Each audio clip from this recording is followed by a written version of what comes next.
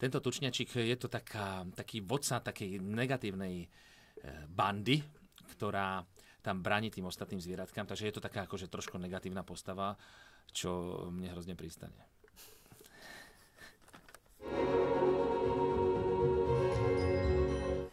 Majú sa deti na čo tešiť.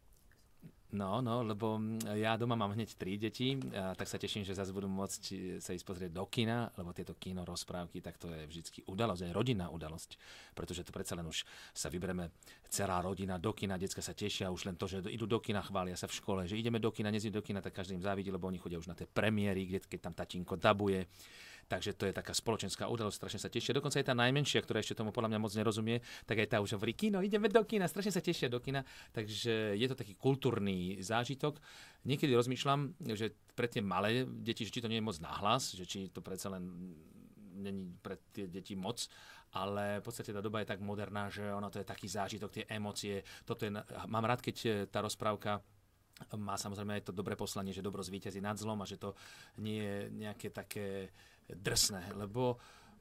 ja mám dievčatka, ja by som chcel, aby moje dievčatka videli pekné rozprávky, nie také morbidné a zlé, takže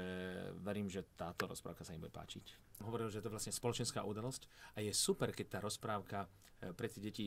im ukáže naozaj, že dobro zvíťazí nad zlom, ale je perfektné, že niekedy ani tí rodičia, že sa tam nenúdia. Viete, že sú to, už dnes tie rozprávky sa robí a také rodinné rozprávky, že aby si aj teda samozrejme deti v prvom rade prišli na svoje, ale že aj tí rodičia sú tam také odkazy pre dospelých, či už sú to vzťahové nejaké záležitosti, že mám radosť, že ale veď všetci sme boli deti, takže tí rodičia sa podľa mňa rovnako tešia s tými deťmi, takže je to super pre celú rodinu.